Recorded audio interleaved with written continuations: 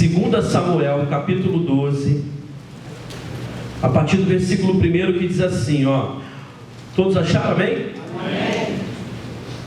O Senhor enviou Natã a Davi.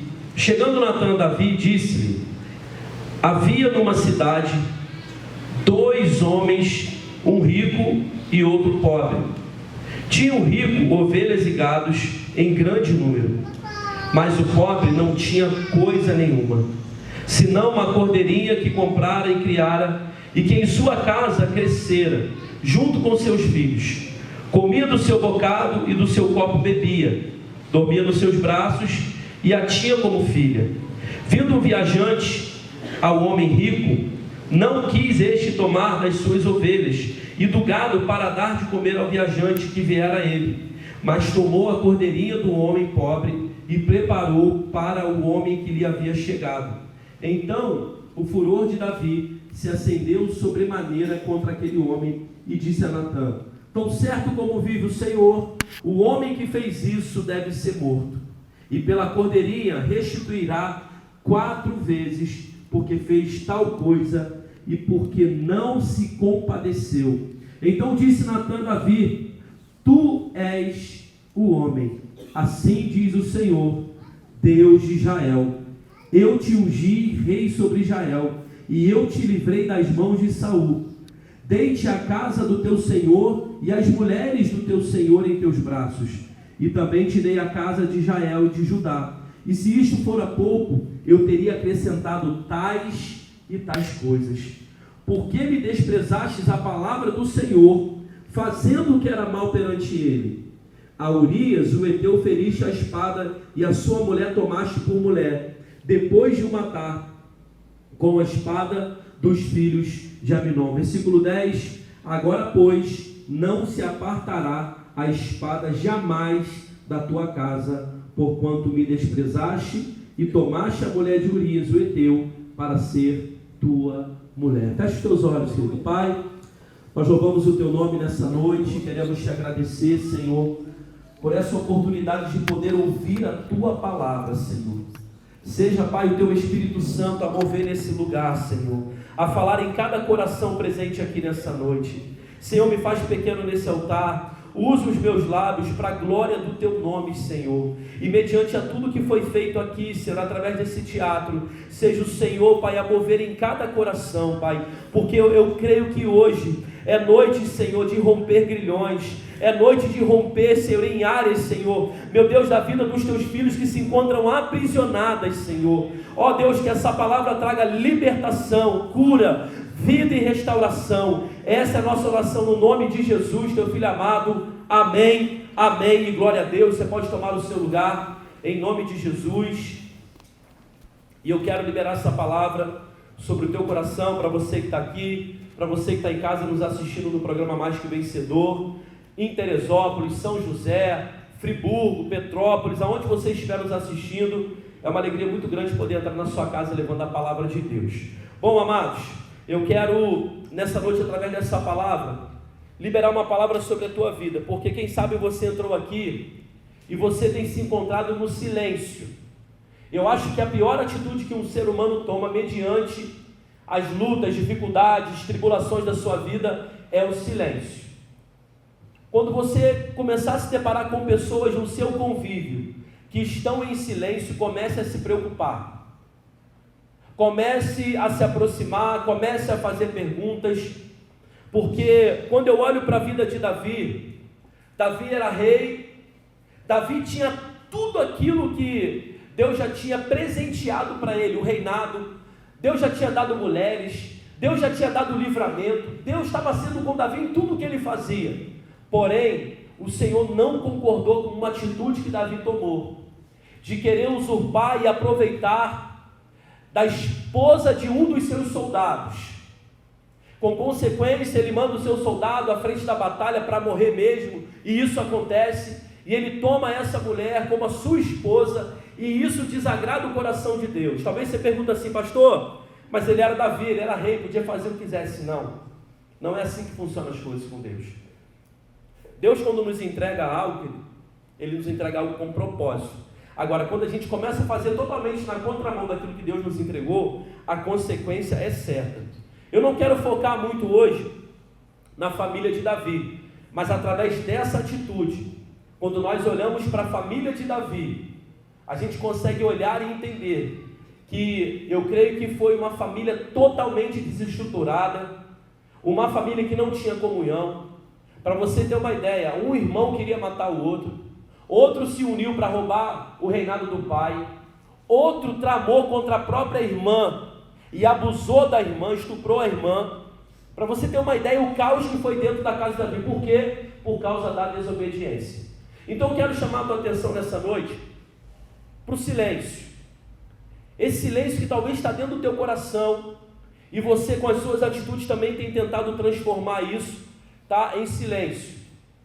E quando eu olho para a vida de Davi, mediante essa situação, um profeta vai até Davi, conta uma história para ele, e Davi fala assim: não, isso não pode acontecer, tem que fazer isso e isso. Mas o profeta fala assim: tá bom, essa pessoa é você, quem fez isso foi você, e você está entristecendo o coração de Deus, você está desagradando o coração de Deus.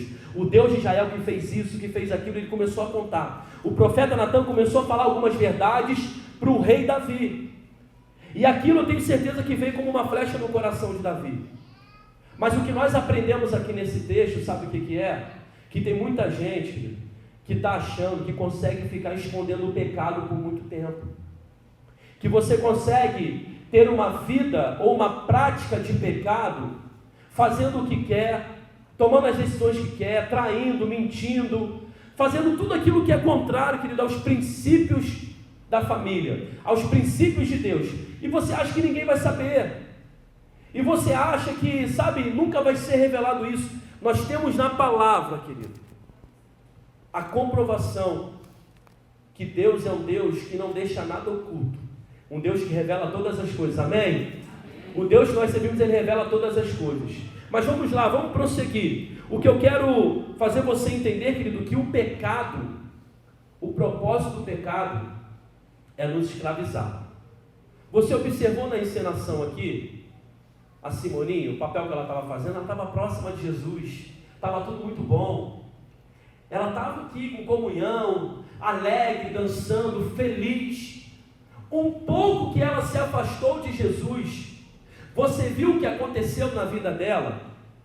E hoje nós temos essa representação aqui, porque ela ainda teve uma oportunidade de se arrepender e deixar Jesus entrar com providência na vida dela. Mas quantos não conseguem isso? Quantos infelizmente dão cabo da sua vida? Quantos infelizmente ficam em silêncio, se afastam da igreja, ficam, sabe, inventam desculpas, se distanciam do Senhor, perdem a sua comunhão com Deus, perdem a sua vida de oração. E quando você talvez pensa em voltar, quando a pessoa tenta ou pensa em voltar, ela precisa entender que Jesus está ali, o Espírito Santo quer ajudar, Jesus quer estender a mão. Você viu a dificuldade que foi não para Jesus, porque Ele é poderoso, mas para aquela pessoa se libertar daquelas situações, dos vícios, o vício da prostituição, o vício da ganância, sabe, os vícios que foram apresentados aqui, sabe, da bebida, da mentira e tantos outros vícios que acorrenta as pessoas de uma tal forma que elas não se encontram, ou elas não encontram forças para sair dessa situação. Você está dentro de algo, mas você fala assim: como é difícil sair daqui. Mas eu quero dizer nessa noite, Jesus te trouxe aqui para te libertar. Jesus te trouxe aqui para te libertar, amém, igreja? Eu creio nisso, você vai sair daqui liberto pelo sangue de Jesus na sua vida. Quando nós olhamos para 1 João, no capítulo 1, versículo 9, o texto diz o seguinte: se nós confessarmos os nossos pecados, Ele é fiel e justo para nos perdoar e nos purificar de toda a injustiça. Olha que tremendo isso. Se você confessa, Ele é fiel e justo. Há um versículo que diz assim: ainda que sejamos infiéis, o Senhor permanece fiel. Glória a Deus por isso, amém? Agora eu quero fazer você entender algo muito importante para a sua caminhada, querido. Seja alguém que esteja sempre disposto a confessar os pecados, a reconhecer aonde você tem errado, a reconhecer, querido, aonde você tem caído, porque eu creio que o único meio que Satanás encontra para paralisar a vida de uma pessoa são pecados não confessados. São brechas que estão ou que se encontram na vida das pessoas. Então entenda nessa noite como 1 João, ela fica para mim e para você nessa noite, para você entender o seguinte: confesse os pecados ao Senhor, porque Ele é fiel para nos perdoar e nos purificar de toda injustiça. Quando você confessa, tem perdão. Quando você confessa, aquele que é fiel entra com providência na sua vida. Você pode dizer para quem está do seu lado: confesse, meu irmão. Se for o marido com a esposa, meu Deus do céu. Fala, Jeová. Então nós vamos observar, querido, algumas consequências pelo pecado não confessado. E são consequências graves, tá? A primeira consequência quando nós não confessamos um pecado, além do silêncio, que vai ser uma atitude que ela vai ser perceptível ou não, há um silêncio que às vezes a pessoa já está falando, mas há um silêncio dentro dela. Ela não está falando talvez aquilo que está acontecendo de fato. Já viu aquela pessoa que está no ambiente, está viajando? Então tome cuidado com isso. Mas a primeira consequência, querido, de um pecado não confessado, começa a trazer sobre a nossa vida doenças emocionais e físicas. A pessoa ela começa a ficar emocionalmente doente. E por suas emoções estarem doentes, começa a atingir o seu físico. Aí o seu corpo começa a desregular tudo. É pressão alta, é diabetes, e por aí vai. É o corpo gritando para algo que está em silêncio na sua vida, dentro de você. Cuidado para você que entrou aqui e talvez, querido, não está entendendo isso e colocando em prática a verdade da palavra de Deus. Nós falamos isso hoje pela manhã aqui no culto de Santa Ceia. Eu preciso colocar para fora, eu preciso agir ou caminhar sobre a palavra, não só apenas ser ouvinte. Então o que você está recebendo aqui são direções do céu para a sua vida. Traz doenças emocionais. Olha o que o salmista diz no Salmo 32, versículo 3 e versículo 4. Quando eu guardei silêncio, envelheceram os meus ossos pelo meu bramido em todo dia, porque de dia e de noite a tua mão pesava sobre mim, o meu humor se tornou em sequidão de estio. Você está entendendo? Quando eu guardei silêncio, o salmista está dizendo: envelheceram os meus ossos. E quando nós olhamos para uma geração como a nossa, que infelizmente, a doença aí do século, que é a depressão, e quando você se faz um diagnóstico da depressão, você vê que uma das primeiras atitudes das pessoas é o silêncio. Então tome cuidado, não se feche para os seus problemas, confesse, coloque para fora, grite por socorro. Tem pessoas aqui dentro que querem te ajudar, tem homens de Deus que querem estender a mão, querem orar por você. Eu quero que você entenda, querido, que o que Davi proporcionou para a vida dele foi uma vida de sequidão. Porque ele tentou esconder um pecado gravíssimo. Pecado é pecado, mas ele tentou esconder algo de um Deus onde ele tinha relacionamento com Deus. É você estar aqui hoje, na maior cara de pau, achando que Deus não está vendo o que você está fazendo. Eu quero te dizer, Ele está vendo todas as coisas, e Ele te trouxe aqui para você colocar isso para fora, porque Ele quer trazer cura para você, Ele quer te renovar. Quantos estão com seus ministérios paralisados? Quantos estão com a sua caminhada, a sua vida espiritual morta, porque deixaram de confessar ao Senhor, deixaram de se posicionar diante de Deus e falar assim: Senhor, eu preciso de ajuda, Senhor, eu preciso da tua mão. Quem sabe na tua casa, com a tua esposa, teu marido, teus filhos, você está vendo o seu lar sendo construído numa base de areia, não numa rocha.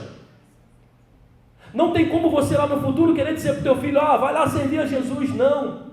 Criar um caminho é estar junto com Ele, é mostrar para Ele: olha só, existe um caminho, o caminho se chama Jesus. É você estar conversando, Ele olhar para você e falar assim: poxa, meu pai é um homem de Deus, minha mãe é uma mulher de Deus. É eles olharem para você e falar assim: poxa, a minha mãe e meu pai estão sempre orando pela minha vida. Você vai deixar um legado. Que tipo de legado você está deixando para a próxima geração, que são os nossos filhos? Eu quero que você entenda nessa noite, querido, que esse silêncio, ele pode te levar à morte sim, mas a primeira morte que acontece é a morte espiritual. Mas eu louvo a Deus que você saiu da sua casa num domingo como esse, e você escolheu vir para a casa do Senhor. Só aqui você já está demonstrando que você está querendo dar um grito, e esse silêncio vai sair da tua garganta hoje, e você vai sair daqui restaurado, curado, você vai sair daqui forte, você vai sair daqui cheio do Espírito Santo de Deus. Eu posso ouvir um aleluia da igreja, um glória a Deus, eu posso ouvir as palmas adorando o nome do Senhor. Oh glória!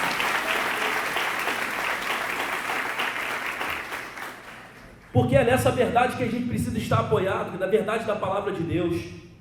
Romanos no capítulo 6, vem falando também, porque o salário do pecado é a morte, mas o dom gratuito de Deus é a vida eterna por Cristo Jesus, o nosso Senhor.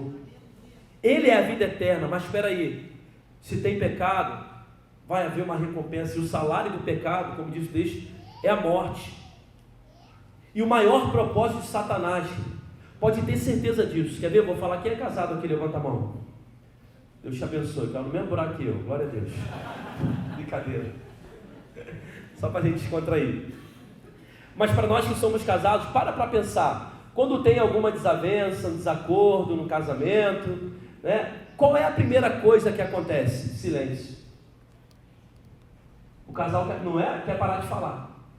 Também não vou mandar mensagem, não vou procurar. Não é? Pode reparar, é uma atitude sim, gente. Essa é uma atitude, querido. E quando acontece isso, isso vai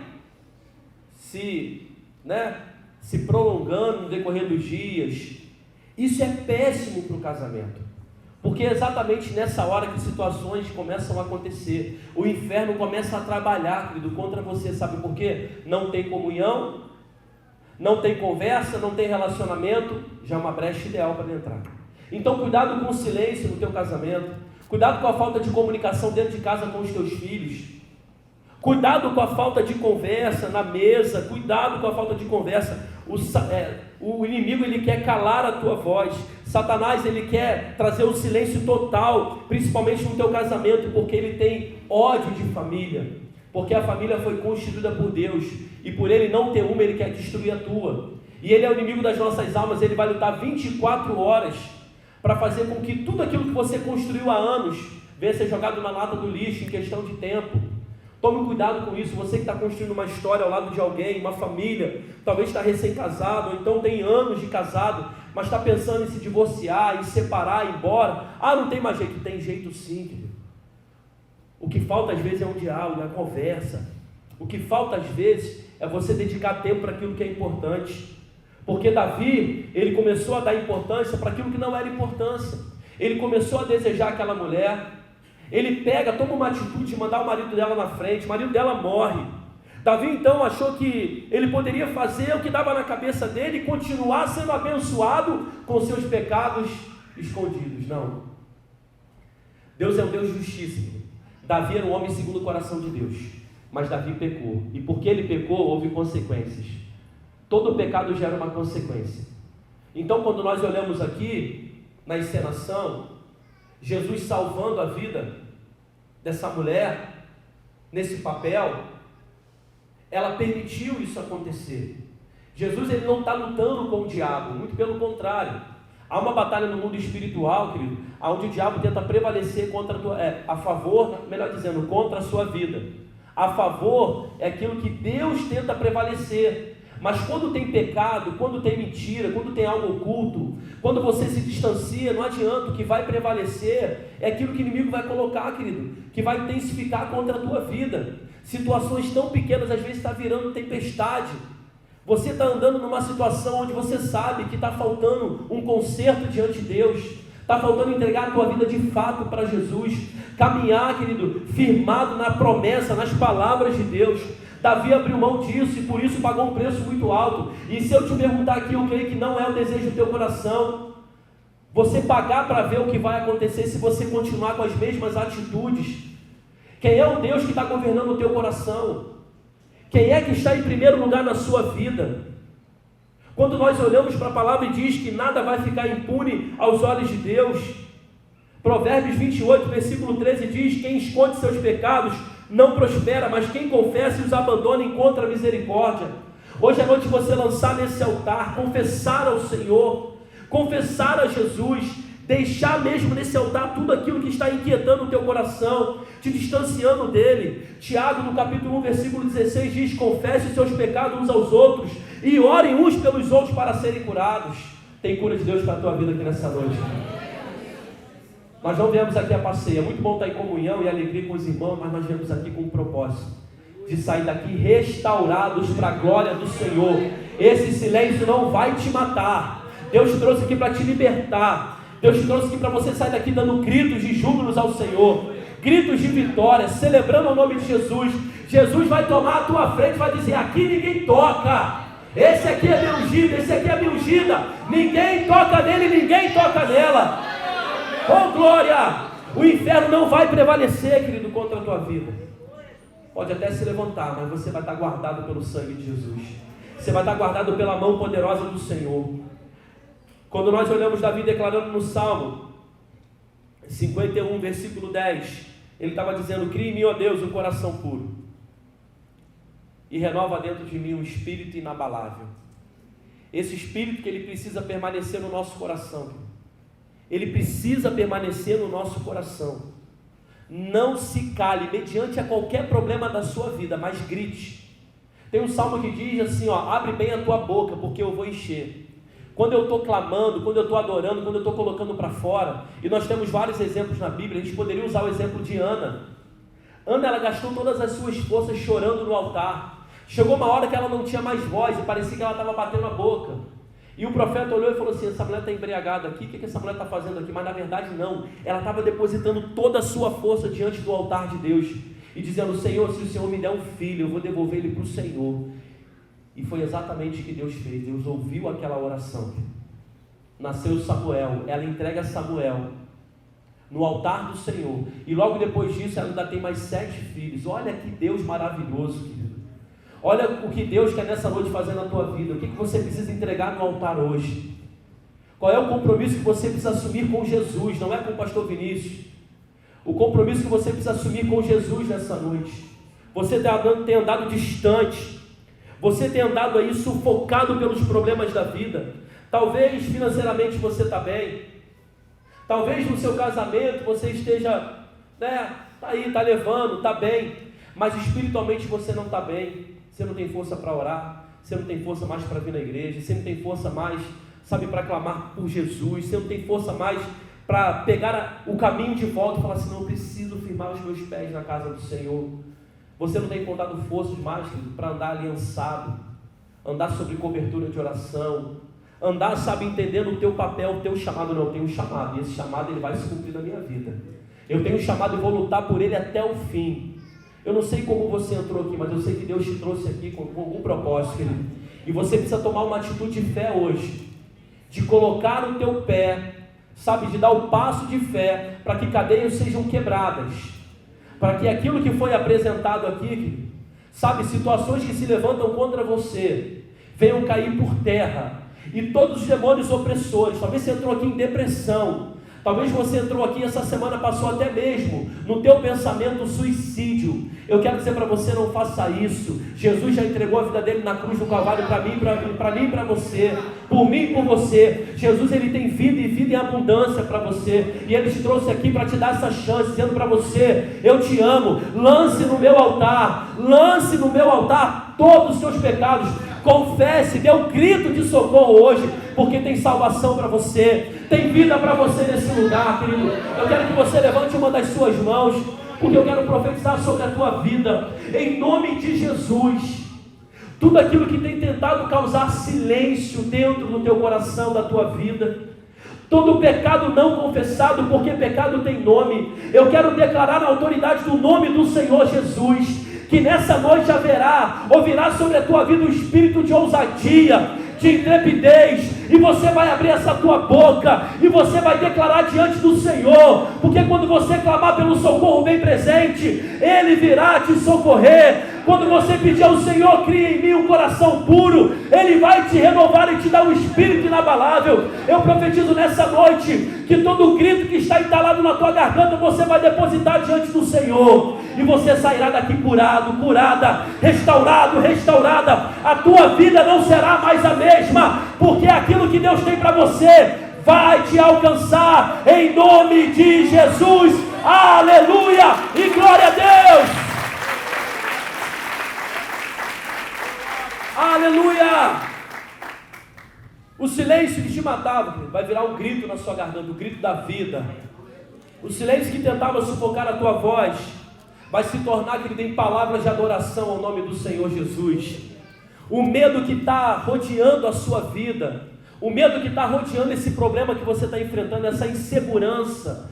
Ah, pastor, o mundo está em guerra. Ah, pastor, o que está acontecendo? Sim, a volta de Jesus está aí bem claro para todos. Não sabemos o dia e a hora, mas o importante é que hoje você precisa decidir morar no céu, entregar a tua vida para Ele, assumir um compromisso com Jesus, voltar o quanto antes. Você que não está aí, sabe, caminhando debaixo de alguma cobertura, você que está longe da igreja do Senhor, você que está longe dos teus compromissos com Deus, assuma hoje esse seu compromisso. Volte hoje, querido.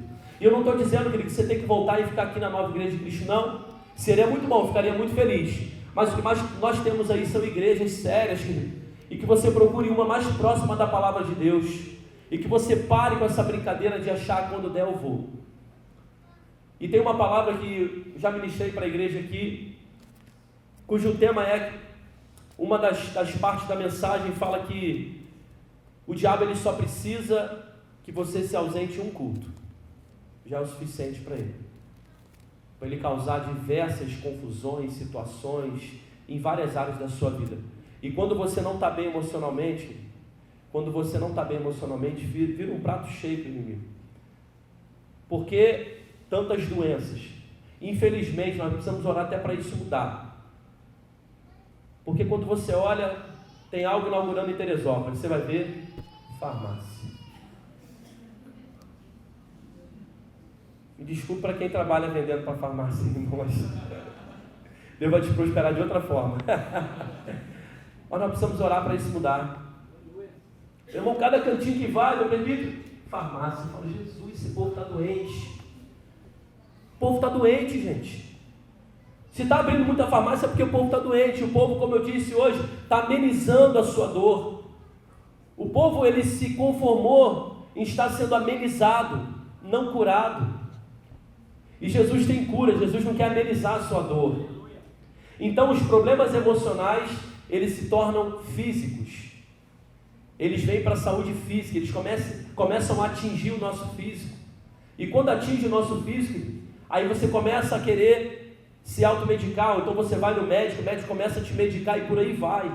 Mas na verdade o que você precisava fazer, porque o espiritual, não tem como chegar na farmácia e chegar lá, imagina você chegando lá na farmácia e fala assim, eu quero um remédio para a minha vida espiritual. Eu estou sem fé hoje, tem um remédio para a fé aí? Pai, estou precisando, pai, eu estou meio desacreditado essa semana, me dá um remédio para a fé aí, para aumentar a minha fé? Me dá um remédio, rapaz, eu estou sem orar, não estou conseguindo orar. Me dá um remédio para aumentar a minha vontade de orar? Para oração? Não tem, querido. Porque o que é espiritual, querido, se resolve espiritualmente. Não existe remédio para isso. Por isso que eu creio que você é alguém muito espiritual hoje aqui. E que você entende que uma atitude física sua hoje pode romper a sua vida, a sua caminhada, o seu chamado em Deus. Porque todos vocês estão aqui, todos nós estamos aqui, nós temos um chamado em Cristo Jesus. Agora, o porquê ele está parado, querido? Se você for parar para pensar, o tempo está passando. Deus conta com você.